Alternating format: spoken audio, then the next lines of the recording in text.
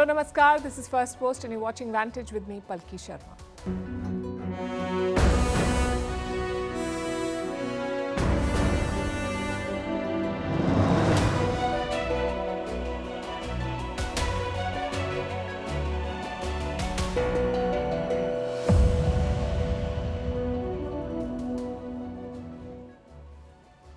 The world's second largest economy is dealing with a crisis. Empty homes. China has millions of them and they pose a threat.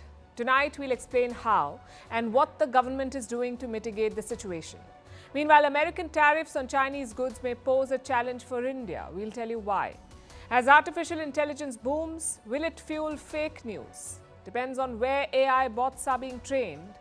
And as of today, tech companies refuse to disclose the source. We'll discuss why this is a problem. In Turkey, Erdogan's Kurdish challengers are being put in jail, including a 42-year sentence for a political leader. In Taiwan, members of parliament come to blows over a contentious reform. The images are quite dramatic and not a first for Taipei. A proposed new law in the US triggers the old debate on marijuana. Is it good or bad? Should it be legalized? What does science say? In Africa, will Senegal be the next country to throw out French troops? Their Prime Minister has made a strong statement. In Egypt, an old mystery may have been solved on how the pyramids were built. In India, extreme heat raises an urgent question: should school timings be revised? And in Japan, an anime has led to a pet crisis. Tokyo has declared war on raccoons. We'll explain the headlines first. President Putin says Russia has no current plans to capture Kharkiv city. Last week, Moscow launched a ground assault into Ukraine's northeast. Thousands of Russian troops stormed the border. It was their biggest advance in 18 months, but Putin says the ground offensive was simply to build a buffer zone. Israel lashes out at South Africa's genocide case against it, saying Pretoria is divorced from reality at the top court of the United Nations. The outburst came after South Africa called for a ceasefire in Gaza. The hearing at the International Court of Justice was briefly interrupted by protests. Nepal bans two popular Indian spice brands over safety concerns. Last month, Hong Kong and Singapore banned products from Everest and MDH Spices. Reports claim that some of their products contain a cancer-causing pesticide. Kenya's Haiti deployment faces a new court challenge. The government plans to send police officials to violence-hit Haiti as part of a UN-backed mission. But a Kenyan opposition party has filed a new lawsuit seeking to prevent this move. The first contingent is expected to reach Haiti next week. And Paul McCartney becomes the UK's first billionaire musician. The 81-year-old Beatles legend saw his wealth increase by more than $50 million in the last year. McCartney's fortunes were boosted by his 2023 tour and Beyoncé covering the Beatles' song Blackbird on her recent album.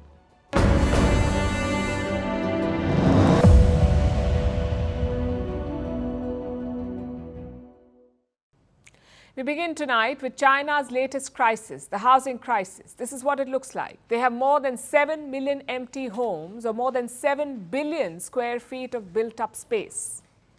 Do you know how many people can live there?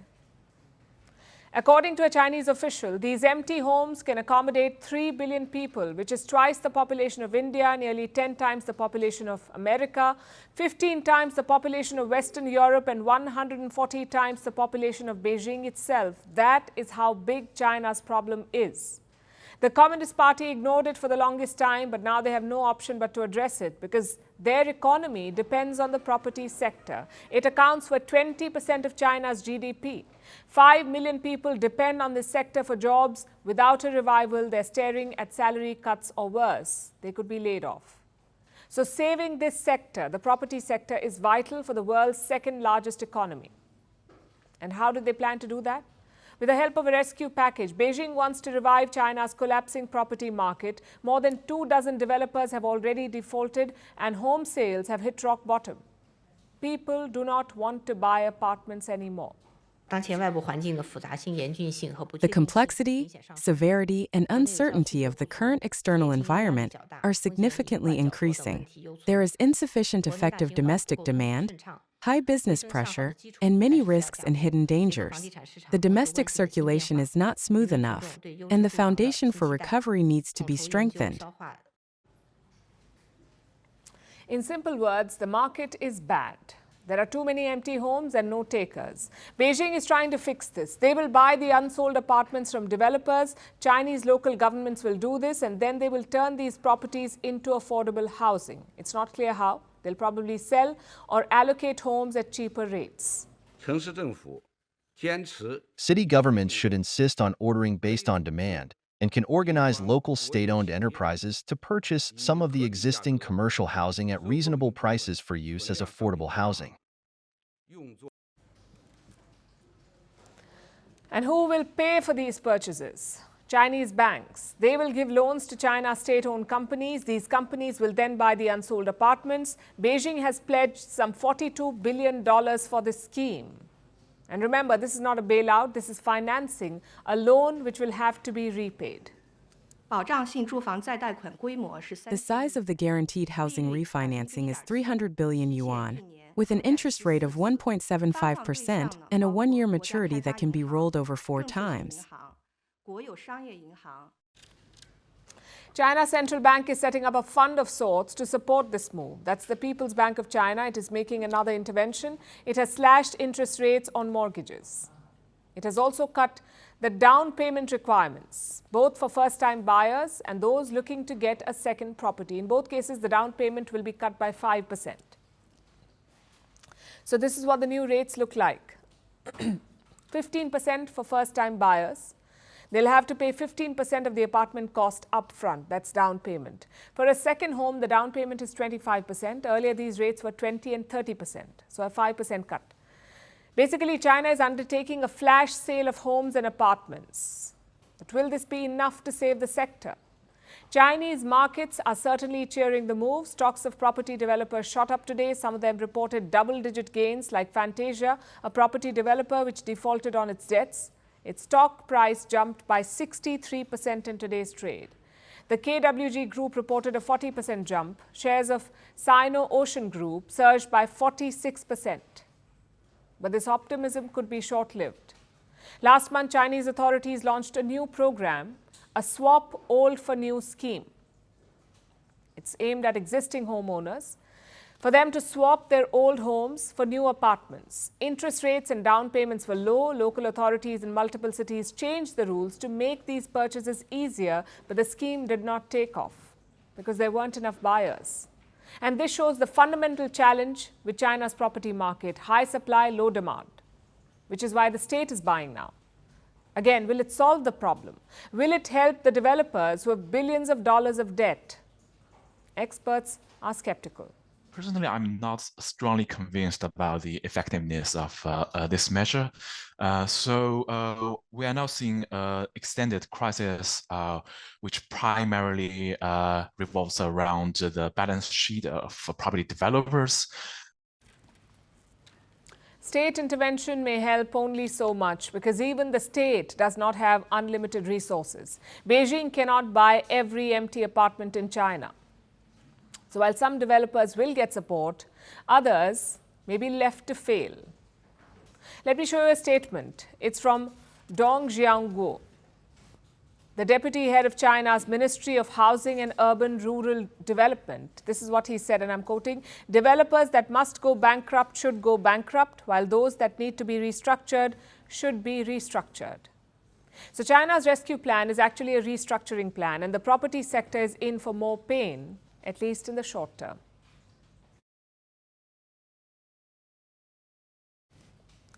Staying with China, they're facing a new trade war too, once again with the United States. It all started with Joe Biden's announcement this week. He increased tariffs on Chinese imports. And some of those tariffs stood out, some of those announcements, like 100% tariff on Chinese EVs, 50% on solar panels, and 25% on steel and aluminium. Now, Biden's logic here is quite simple. He wants to help America's domestic industry, but let's be clear, what Joe Biden calls help is actually protectionism. And the International Monetary Fund, or IMF, agrees. They have criticized Biden's tariffs. They say such restrictions can fragment the global economy. With respect to the tariffs, our view is that the U.S. Would be better served by maintaining open trade policies that have been vital to its economic performance. We also encourage the U.S. and China to work together toward a solution that addresses the underlying concerns that have exacerbated trade tensions between the two countries. And more broadly, we urge all countries to work within the multilateral framework to resolve their differences. So what will these tariffs do? Let's consider Chinese EVs. A cheap one sells for $10,000 in China, but to sell it in the US, you must pay the tariff. 100% tariff means 100% on the car's value, so the price jumps from $10,000 to $20,000, and suddenly your cheap EV is not cheap anymore. It cannot compete in the US market. So what will Chinese producers do? They will not ship to the US. Instead, they will look for other lucrative markets. Now the question is, was Biden justified in doing this? China obviously doesn't think so. They're fuming at Washington. Chinese Foreign Minister Wang Yi says the American tariffs are doomed to fail. I would like to stress that such unilateral and protectionist actions are contrary to the trend of the times and are bound to be crushed by the wheels of history. At this critical time of global economic recovery, the international community should warn the United States not to cause new troubles for the world. A few things to note here. One, there is politics at play. Biden's foreign policy is looking increasingly weak, so tariffs on China is a muscular move. Even Donald Trump had promised the same. Plus, the US auto industry is very influential, especially in the state of Michigan. It employs around 180,000 workers. And why is Michigan important? Because it's a swing state.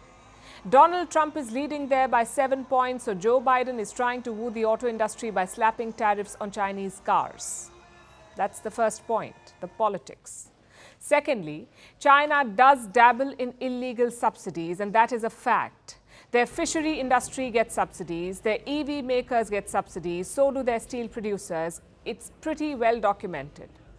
Now, subsidies are not illegal per se, but if they distort the market, then they are. Again, let's look at an example. At the same $10,000 car, the US says these cars actually cost a lot more, but because of the subsidies, they're sold for cheap. And yes, this is unfair. It is against the rules of free trade. But here's the fun part. The US also does something similar. Let's say you buy an EV that is made in the US or Canada, you get tax cuts.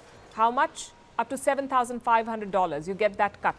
But if you buy an EV that is made in Europe or Asia, you will not get that tax cut. How is this different from a subsidy? Honestly, it's not. And China complained about this in the month of March. They filed a case at the World Trade Organization. So my point here is quite simple. Both China and America are playing a game. They're both propping up their domestic industries. They're both giving subsidies, and they're both gaming the system. And who suffers for this? Other players. Take India, for example. Indian exporters are wary of these tariffs, especially on steel and batteries. China is already sitting on excess supply. They cannot sell in the US. So what if they just dump their goods in India? It's a real possibility. China's steel exports to India doubled in the last financial year. So Indian producers do need cheap steel. But the local steel makers are wary. Like SAIL. That is the Steel Authority of India, SAIL. It's a state-owned company. Its chairman says he's keenly watching Chinese imports. In January, many steel makers had lobbied with the government of India. They wanted to raise the tariff on steel, which is around 7.5% at the moment. But the government did not budge. Mainly because India's steel consumption keeps increasing. With EVs, India has a different strategy, though. The import tariff is actually quite low. In India, it's just about 15%. But there's one condition. You must set up a local factory within 3 years. Only then will you get the low tariff. So it's more of a hybrid approach. Tesla has had a start and stop project in India. China's BYD is also having a tough time. They have launched cars in India, but their factory proposal was shot down. Elsewhere, Chinese EVs are making headway, like in Mexico and Brazil. So what we really need is a more calibrated global policy. Because EVs are crucial to our planet's future. We need cheap and reliable EVs, but we also need fair competition. So China's subsidies and dumping must be investigated, but Joe Biden's unilateral tariffs must also be questioned. We are talking about self-proclaimed champions of free trade. They lecture the world on the free market, but at the end of the day, they're acting like protectionist bullies.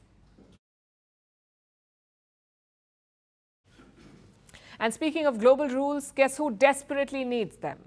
Artificial intelligence. We keep hearing about how good AI is. Bots are acing exams, they're teaching students, they're even doing your office and school work. But how are they able to do it? Because of data. AI bots are like a vending machine. Instead of food and drinks, they have data inside them. A user can select what data they want. The AI bot will then release it. But here's the difference. We know where the food in our vending machine comes from, but we do not know where AI bots are getting their data from. Not completely. And that's a big problem. Every AI bot has to be fed information, so it's important to know the source. Let me show you this study from last year. It analyzed Google's C4 data set. It's basically a compilation of 15 million websites. This data set was used to train multiple AI models, even for Google and Facebook. And what did the analysis find? The second biggest source of data was Wikipedia. I'm sure you've used it too. Basically, anyone can edit a Wikipedia article, so it's not always reliable or accurate. But that's what AI bots are trained on, Wikipedia. Another name on the list was bok.org. It's an illegal online market for pirated books. In fact, this was a common trend. These AI bots used 27 websites accused of piracy by the US government. They also used personal blogs like Medium, WordPress, and Blog Post. Now, the problem here is obvious. Facts on Wikipedia are not scrutinized. Facts on blogs are also not verified. They may represent fake news or opinion, which is not fact. So, training AI bots on such data is dangerous. That is the first concern. The second concern is copyright items, like a song on Spotify, or an article on a news website, or a video on YouTube. These are intellectual properties. You need legal permission to use them. But do AI companies take this permission? Not all the time. Reports say OpenAI transcribed millions of YouTube videos. Why? To create its own video bot. It's called Sora. It can convert text commands to video. Same with news articles. The New York Times is suing OpenAI. They say their articles, NYT articles, were used to train ChatGPT. No permission, no payments. Of course, New York Times has the resources to sue, but think of smaller content creators. They spend time and money creating something valuable, whether it's news or music or art, and AI developers just steal it for their bots. What is the solution here? Some companies are striking deals with AI companies. The latest is Reddit. They've signed a deal with OpenAI. Under this deal, Reddit posts will be used to train AI models. They've struck a similar deal with Google. That was valued at $60 million. And Reddit is not alone. Some news organizations have also done this. The Financial Times has allowed OpenAI to use its articles. So has the Associated Press. Maybe that's the way forward. Most news companies are desperate for money, so AI could be a new revenue stream. Having said that, problems remain. For starters, who will pay for the past stealing? AI companies got rich off third-party data. Their valuation shot up. They got investments worth billions, so now they can afford these licensing deals. That is not accountability. That's called hijacking the system. So we need governments to do a couple of things. First of all, ask AI companies to reveal their training data. The likes of OpenAI still won't do it. They keep their training data hidden. But revealing it is very important, because you're asking people to use and trust your AI bots. Well, tell us where the data is coming from. Imagine you're reading a news article online. It randomly throws facts and numbers at you. No reference, no information source. Would you trust it? Chances are you wouldn't, and you shouldn't. And that's AI bots right now. Secondly, we need accountability for fake information. Sometimes AI bots can hallucinate. They tell you things that never happened. But who is held accountable for that? No one. Apparently, it's part and parcel of the journey. But you see, fake news has serious repercussions. It's bad enough when humans spread it. If AI joins it, it could be unstoppable.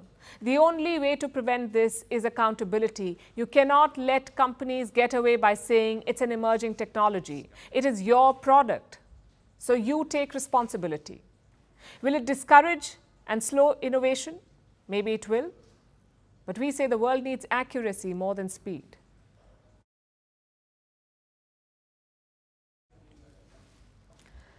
Our next story is from Turkey. The Turkish president, Recep Tayyip Erdogan, is at it again. He's back to attacking democratic freedoms. How? By imprisoning his political rivals. His victims today are Kurdish politicians. The Kurdish people are an ethnic minority in Turkey. They mostly vote for politicians from their own community, and the Kurdish politicians have always challenged Erdogan. Now, 24 of them have been imprisoned, with sentences ranging between 9 and 42 years. You heard that right, 42 years of jail. Who received this jail term? A former presidential candidate who dared to defy Erdogan, even challenging him from inside prison.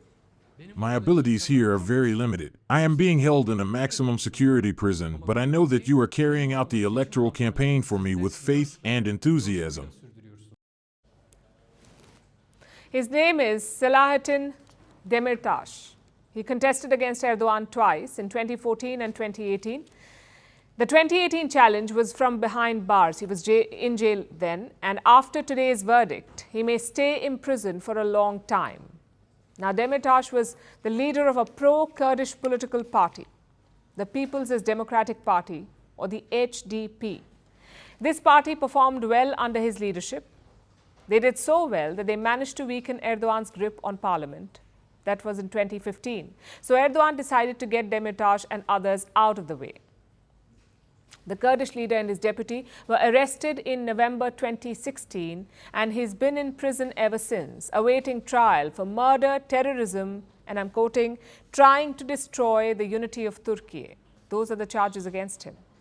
Erdogan's officials say Demirtas incited violent protests in 2014. Protests that left at least 37 people dead.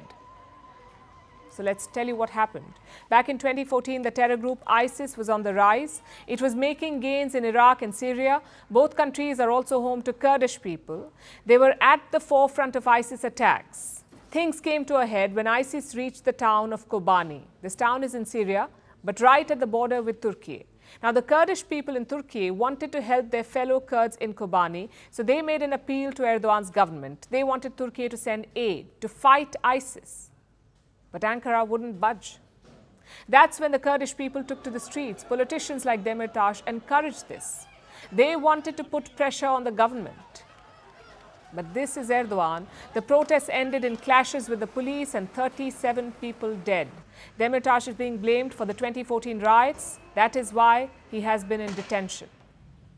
And the verdict came out today. Almost 8 years after his arrest, it sentences him to 42 years in prison. Kurds, revolutionaries, as well as their Kurdish and revolutionary politics, have been punished today. We do not recognize this sentencing. We do not accept these decisions. There is nothing left in Turkey to call judiciary process anymore. This decision taken by the court in Turkey today is a decision that will make people pray to the courts of the military junta. This decision is another legal and political coup that has occurred today. Those two are present-day Kurdish leaders. They plan to challenge the verdict. They're calling it a political coup. They say Erdogan is punishing rivals like Demirtas. Human Rights Watch agrees with this. The rights group says these are bogus charges. They say it was a politically motivated trial. Demirtas was sentenced to 42 years in prison. His deputy received 30. Another Kurdish politician, a sitting mayor, was given 10 years. The man, Ahmet Turk, is 81 years old. It seems Erdogan is not taking any chances. Perhaps he thinks the crackdown will help him politically, or maybe he seeks to break the spirit of Kurdish resistance. But look at these scenes. From both outside and inside the court, people are dancing and chanting resistance slogans. They show no signs of bowing down. Erdogan may have miscalculated because it looks like the spirit of Kurdish resistance remains unbroken.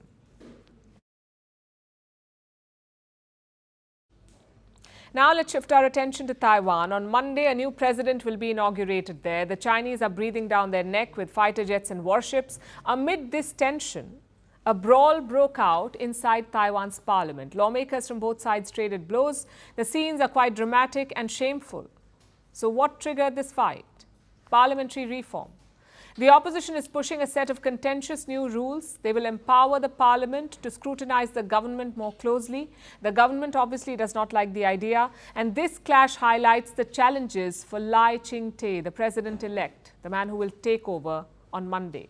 He will have to deal with a fragmented parliament on an island where lawmakers do not hesitate to use their fists to make a point. Here's a report. Step aside WrestleMania. These Taiwanese politicians are ready to outdo the pros. They push, shove, and tackle.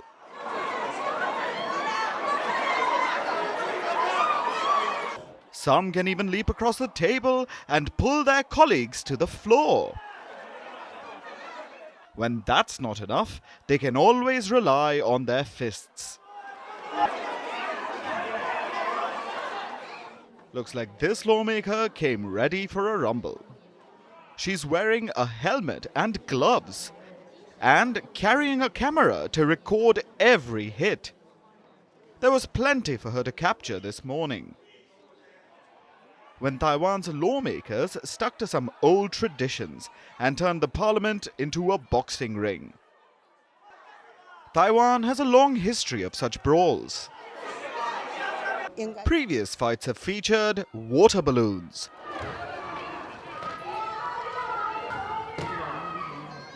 chairs and banners, even the organs of pigs.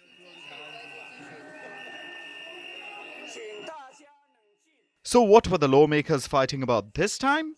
A controversial proposal. The opposition wants Parliament to have greater authority, including the ability to criminalize officials who they believe make false statements in Parliament.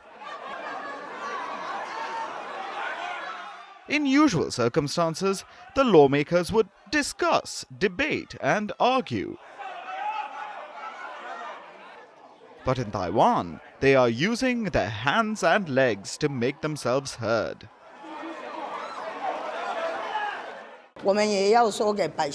We also have to tell the people why we oppose them, and we need to discuss them as well. We can't let the country have just one voice and let do whatever they want. Even before he takes oath, this fight has reached the doorstep of Lai Ching-te, the man who will be sworn in as Taiwan's next president on Monday. He has a challenge on his hands. His Democratic Progressive Party is against the proposal, but they don't have a majority in parliament to block it. Opposition lawmakers from the Kuomintang have issued an ultimatum. If the DPP continues to try and block the voting process, I believe this will happen again and again. So we call on President Lai Ching-te to tell the DPP caucus not to use violence at every turn. When Lai Ching-te takes the reins next week, he'll need to figure out how to transform the parliament from a battlefield into a place of debate.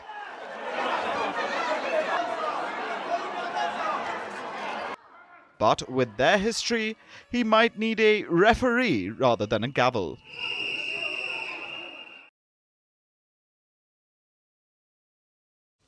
To the United States now, which is proposing a historic law to reclassify marijuana as a low-risk drug. What does that mean? It won't make the drug legal, but fewer people will be arrested for possessing it. It's complicated.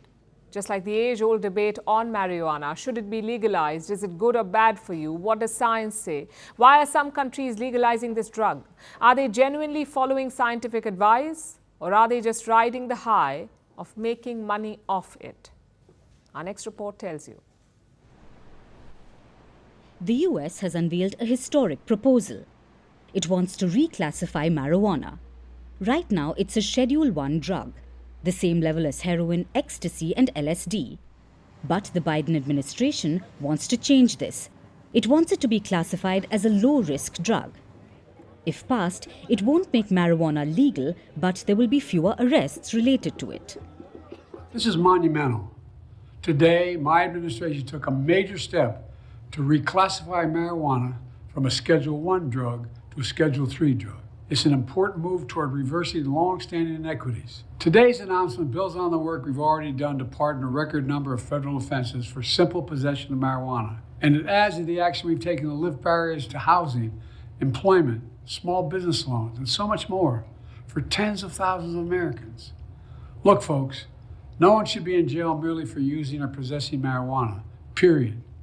Far too many lives have been upended because of failed approach to marijuana, and I'm committed to righting those wrongs.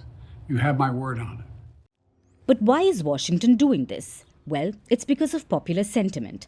Marijuana was first outlawed in 1937. Then, in the 1970s, there was the war on drugs. And until now, it's not legal in America. You can be arrested for possessing it. And these arrests affect minorities, especially the black community. But while the government cracks down on marijuana, the popular sentiment is different. 88% of Americans believe it should be allowed for recreational or medicinal use. It's already legal in a few states. Meanwhile, only 11% say it should be illegal. So the Biden administration is going with the popular opinion.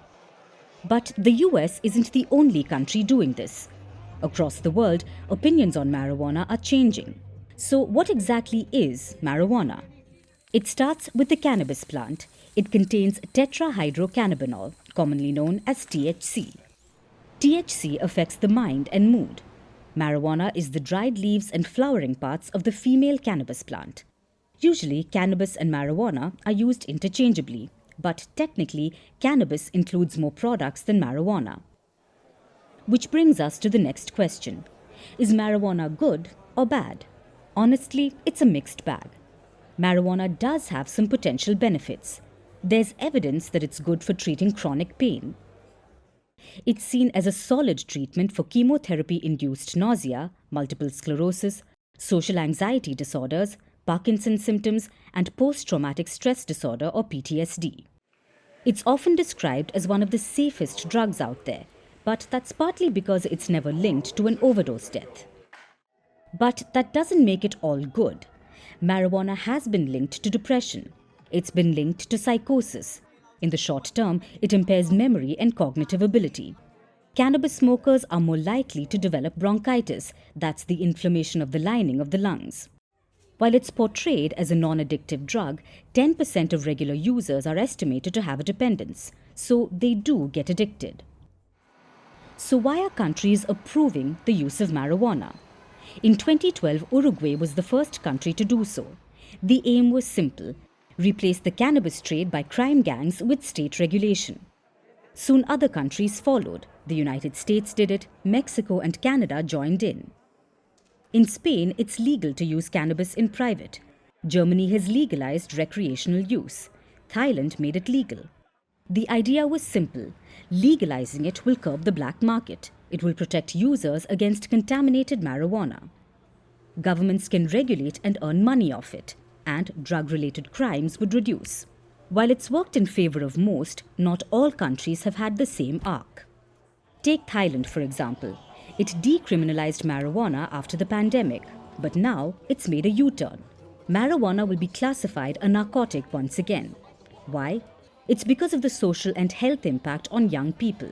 Young people in Thailand are smoking marijuana 10 times more than they were in 2019. So they're reversing it.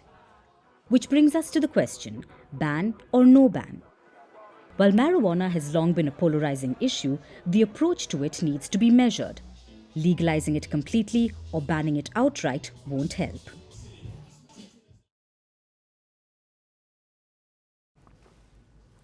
Our next story is from Africa, from Senegal in the west. Senegal is a country that is transforming.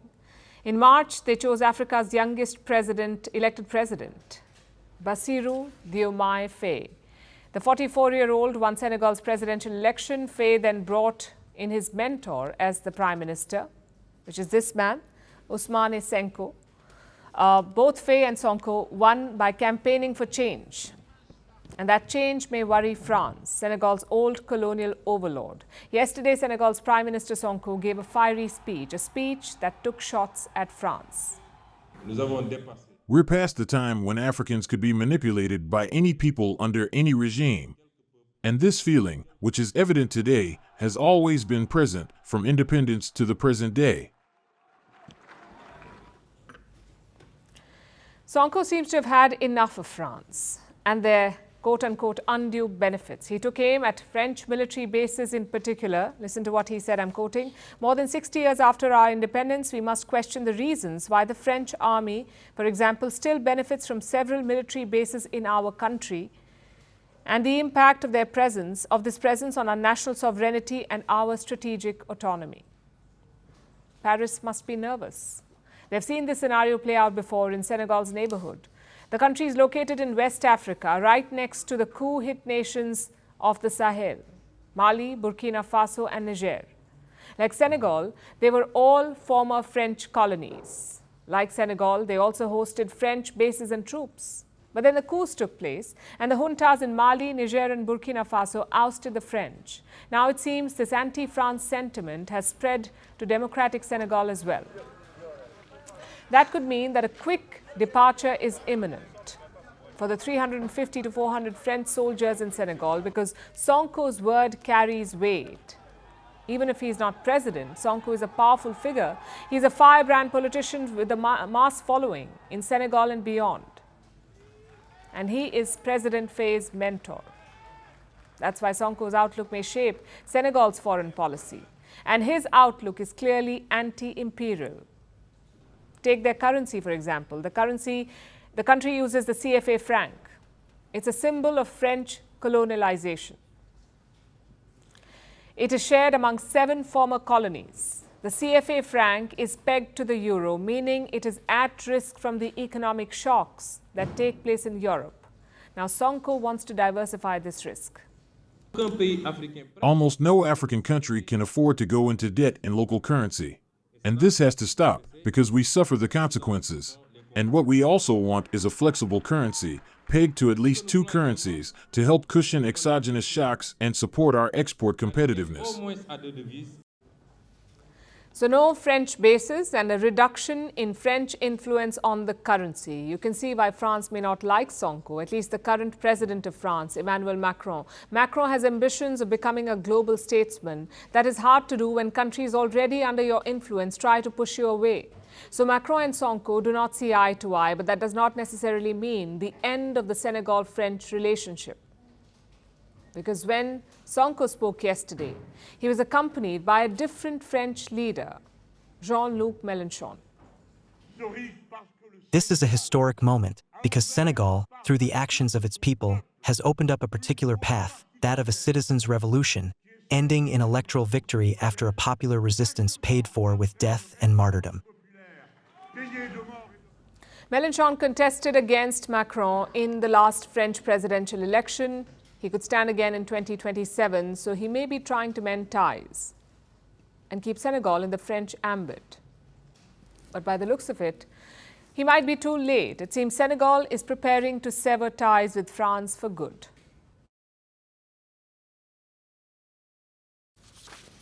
Our next story is about a 4,000-year-old mystery. How were pyramids built? It's a question many have asked. Did they use elephants or carts to carry the stones? Or did aliens help them? We've seen all sorts of theories, but it looks like scientists finally have the answer. And it's a simple one. The Egyptians used the Nile, the river. But here's the catch. The modern-day river lies 8 kilometers away from the Giza pyramid. So how did it work?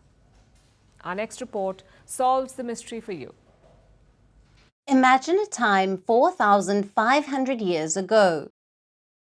No cars, no machines, no cranes, no modern technology.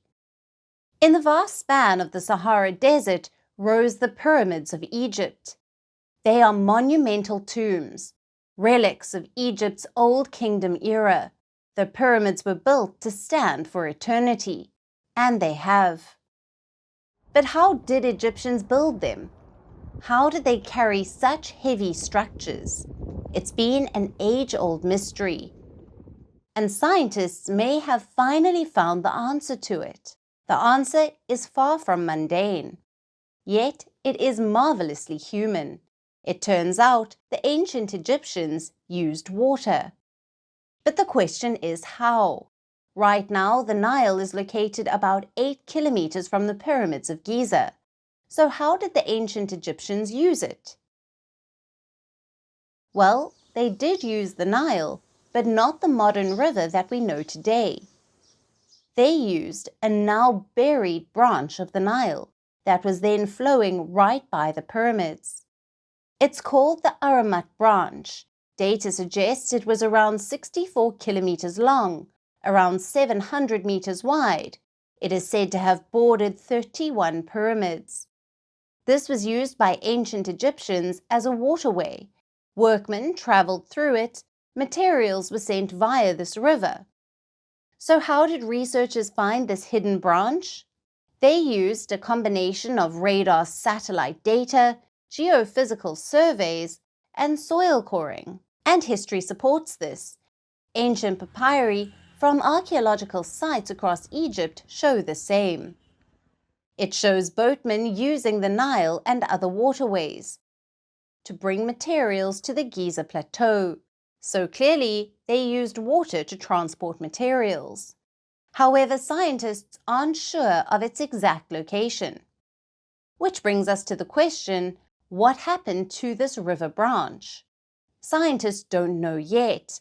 It either dried up and disappeared, and that could be because of many causes, like a period of drought or even rampant desertification.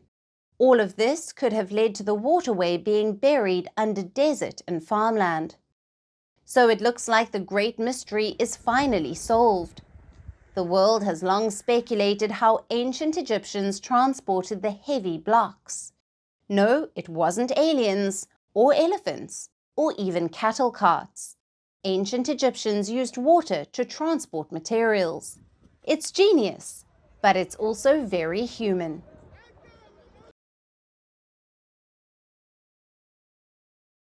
Now let's talk about India. If you went to school here, I have a question for you. What did you enjoy doing in school? What did you enjoy the most? It could be playing during recess, going on class picnics, or taking tests. No judgments here. It doesn't matter what you choose. But if you were to repeat the same experiences today, chances are they would be marred. Thanks to the heat, temperatures are soaring in India. Several parts recorded their hottest April ever. And schools were affected. Students were exhausted.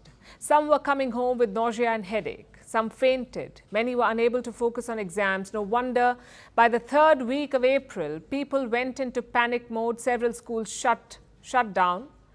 Several states rather shut schools. It was a first for some. Many states revised school timings, but only for a few days. It was a band-aid solution, but the heat has only persisted. The month of May has brought no relief. Temperatures have reached 45 degrees Celsius in many places. Today, India's Weather Bureau issued a warning. It said the country is facing the second heat wave in 3 weeks. So schools are looking for band-aids again. Some states have advanced summer holidays. Others have changed timings yet again. In Jharkhand, for instance, schools will begin at 7 a.m. In Bihar at 6 a.m.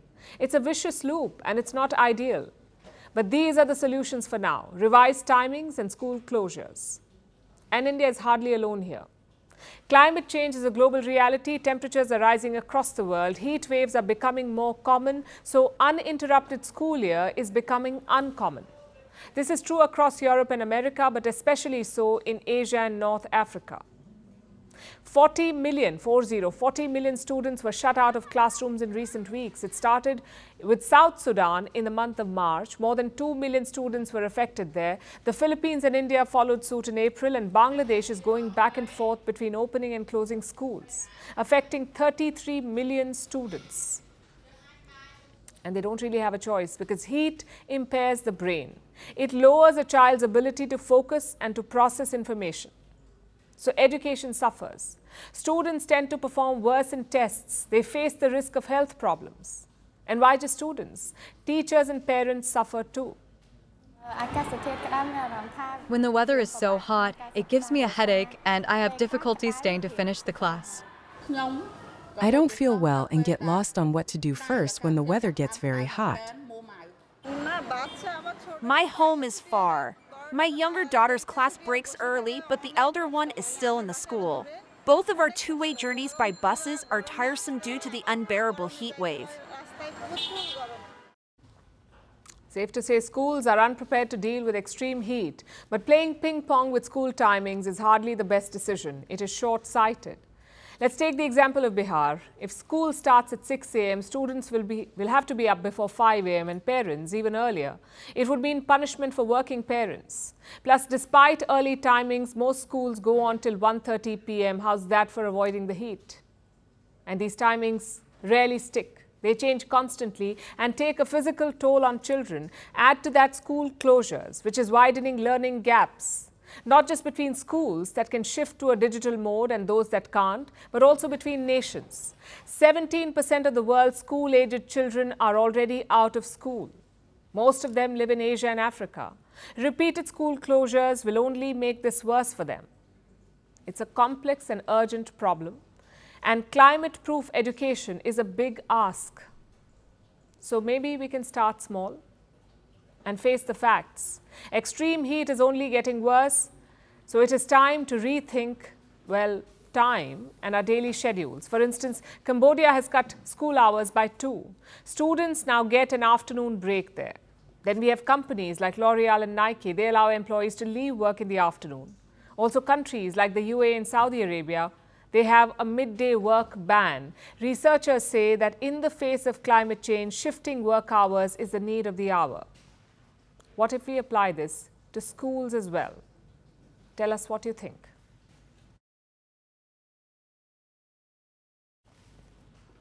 They say it's the thing we love the most that destroys us. Super cheesy, I know, but no one relates to this more than the Japanese at this point. In the 1970s, the country fell in love with an anime. It featured a raccoon. So people decided to keep raccoons as pets. The animals are not native to Japan, so people imported them in the thousands for decades. But as they say, too much of anything is bad because now Japan is overrun with raccoons. The animals are destroying crops, infrastructure, and pushing fish to extinction. So Tokyo has declared war on raccoons, but it won't be an easy battle. Here's a report. This is Rascal. We aren't bad-mouthing this adorable character. That's the name of the anime, Rascal the Raccoon. It gained huge popularity in the 1970s Japan.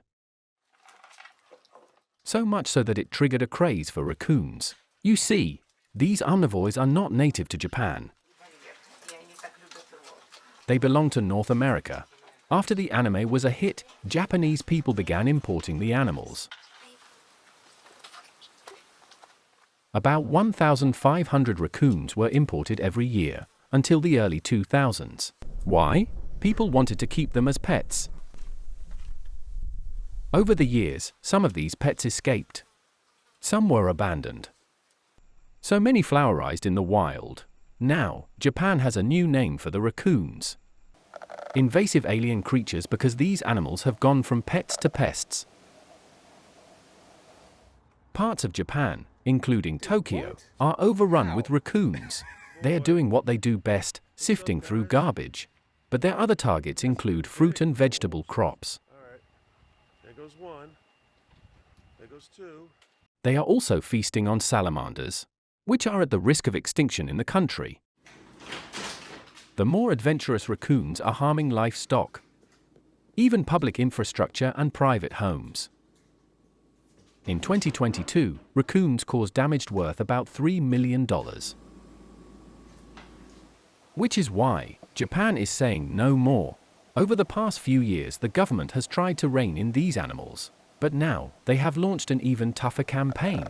They are setting up traps and launching hotlines for residents, but a challenge awaits the authorities. Raccoons are wreaking havoc in 44 out of 47 Japanese prefectures. Last year, close to 1,300 raccoons were caught in Tokyo, but many claim this hardly made a dent. After all, raccoons multiply quickly. They can adapt to different environments as well, and they have often broken traps set up by authorities. Plus, many of them live in hilly regions, where they are tough to find. So Japan faces an uphill battle, and they are most likely questioning their pet choices right now. But Japan is hardly the only one with an alien invasive species. Look at these orange-toothed rodents. They are called nutria. They are native to South America, but they were brought to North America in the 1890s for fur trade, and now the US is overrun by them. Or look at these giant African snails. They are native to East Africa, but now they are everywhere in Hawaii. Most countries are battling all kinds of invasive species. Sometimes, humans and animals learn to peacefully coexist. Other times, humans find that their appended trash cans will unleash a battle on the species. So Japan's case may be bizarre, but at least they are slowly learning why the anime called the raccoon a rascal. Now it's time for Vantage Shots, images that tell the story. In China, parts of the submerged Great Wall have emerged from underwater. In Texas, a powerful storm shatters hundreds of windows in downtown Houston, and looks like flying cars could become a reality as a personal electric aircraft takes to the skies in Tokyo. Finally, we're taking you back in history. On this day in 1990, the WHO removed homosexuality from its list of mental disorders. Homosexuality was classified as a mental disease in the early 90s. Psychiatrists offered a horde of therapies to treat it, including shocking patients. It was only in the late 90s that people began to rally against this definition. Even today, homosexuality is seen as a disease in some countries. We're leaving you on that note. Thanks for watching. Have a great weekend.